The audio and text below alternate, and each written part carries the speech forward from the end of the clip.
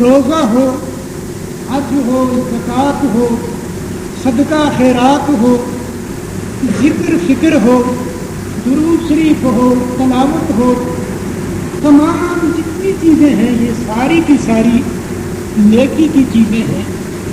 لیکن کہنے والا یہ کہتا ہے نماز اچھی، روزہ اچھا، حج اچھا، زکوٰۃ اچھی، مگر میں باوجود اس کے مسلمان ہو نہیں سکتا. نہ جب تک مروں کھا جائے یسرب کی عزت پر، خدا شاہد ہے کامل میرا ایمان ہو نہیں سکتا. محمد مصطفیٰ احمد مجتبیٰ صلی اللہ علیہ وسلم کی جو محبت ہے وہ شرط اول ہے. یاد رکھنے کی بات کہ آپ کی محبت انسان کے رگ و ریشے میں اتنی چھائی ہوئی ہو، دل میں اتنی سمائی ہوئی ہو کہ آنکھوں میں کوئی جچے ہی نہیں. سب سے پہلے آدمی جو کام کرے تو اس کام میں سوچنے کا انداز یہ ہو کہ میرے محبوب محمد مصطفیٰ صلی اللہ علیہ وسلم نے اس کام کو کیسے کیا.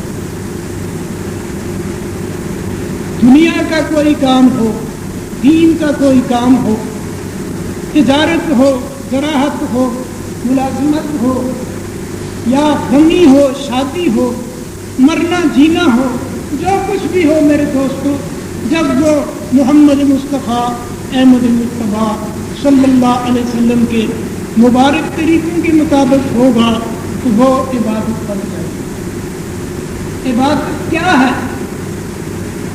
عبادت کیا ہے؟ عبادت محمد مصطفیٰ صلی اللہ علیہ وسلم کے مبارک طریقوں کے مطابق اپنی زندگی کو گزارنا، اپنی زندگی کو ڈھالنے کا نام عبادت ہے. کہنے والوں نے یہ کہا کہ آپ خدا کے سامنے کھڑے ہوئے، اس کا نام قیام پڑ گیا، آپ پھر اس کا نام رکوع پڑ گیا، آپ اللہ کے سامنے گرے، اس کا نام سجدہ پڑ گیا. گویا عبادت ساری کی ساری حضور اکرم صلی اللہ علیہ وسلم کے طریقوں کا نام ہے. اسی کو اقبال نے کہا ہے بمصطفیٰ برساں خیشرا کہ دین ملوث در بغول رسیدی تمام بولا بھی. اے شخص تو اپنے آپ کو محمد مصطفیٰ صلی اللہ علیہ وسلم کے مبارک طریقوں کے مطابق ڈھال دے اور آپ کے دروازے پر گر جا. دیکھ، ہر معاملے میں دیکھ کہ میرے نبی نے یہ کام کیا ہے یا ابو بکر صدیق نے یہ کام کیا ہے یا نہیں کیا، عمر خطاب رضی اللہ عنہ نے یہ کام کیا ہے یا نہیں، عثمان غنی نے یہ کام کیا ہے یا نہیں کیا، علی کرم اللہ تعالی وجہ نے یہ کام کیا ہے یا نہیں کیا. اگر انہوں نے یہ کام کیا ہے تو تم مبارک ہے کہ تیرا نقش قدم ان یعنی خلفائے راشدین کے قدم پر چل رہا، جن کے متعلق سند اور سرٹیفکیٹ جو ہے موجود ہے کہ خلفائے راشدین میں عشرہ مبشرہ میں داخل وہ لوگ ہیں جن کو حضور اکرم صلی اللہ علیہ وسلم نے زندگی میں جنت کی خوشخبری کی. ان لوگوں کے اعمال کے مطابق آپ کے اعمال. بہرحال ارے یہ کر رہا تھا کہ کیونکہ اب رمضان شریف جو ہے ختم ہونے کو آ رہا ہے، چند باتیں کہتا ہوں رمضان پر بھی کہ روزہ کیا ہے. روزہ صرف کھانا پینے کو چھوڑنے کا نام نہیں ہے، بلکہ روزہ اس کو کہتے ہیں کہ کھانے پینے کو چھوڑنے کے ساتھ ساتھ انسان کے دل و دماغ کا روزہ ہو. فرمایا دل کا روزہ یہ ہے کہ دل میں غیر اللہ کا تصور جو ہے وہ ختم ہو جائے، دل کی دنیا اللہ تعالیٰ کی یادوں سے معمور ہو. دماغ کا روزہ یہ ہے کہ دماغ میں جب بھی سوچیں، جس وقت بھی سوچیں، جہاں کی ہی سوچیں تو اسلامی کے مطابق سوچیں. کانوں کا روزہ یہ ہے کہ آپ ان کانوں سے اللہ تعالیٰ کا قرآن سنیں، محمد مصطفیٰ صلی اللہ علیہ وسلم کی بات، ان کانوں سے آپ بےہودہ اور فاش قسم کے گانے نہ سنیں۔ یاد رکھنے کی بات، ان چیزوں کے متعلق سوال کیا جائے گا، اور انسان کی آنکھوں کا روزہ یہ ہے کہ آنکھ جو ہے وہ غیر محرم پر نہ بنے، غیر محرم کو دیکھنا حرام ہے۔ پہلی نظر کیونکہ نظر ہے، اس لیے نظر آپ کہیں کہ نہ دیکھے تو کھلی ہوئی آنکھ ہو تو دیکھے گی، نظر آپ کے قابو میں نہیں ہے،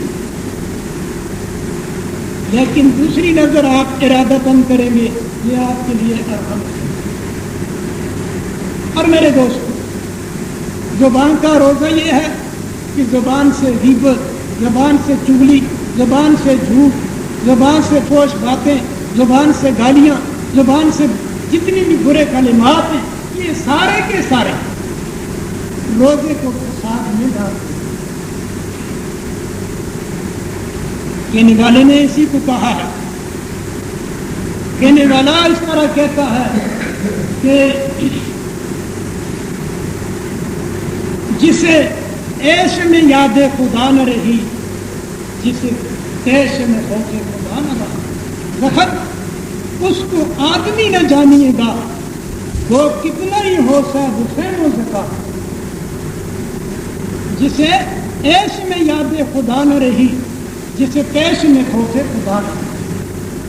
انسان کا پتہ اس وقت چلتا ہے کہ غصے کے موقع پر بھی وہ انسان ہی ہے، آپ سے باہر نہ ہوتا۔ اور پھر خوف جو ہے اس کے پاس عیش عشرت کے سارے سامان موجود ہیں، لیکن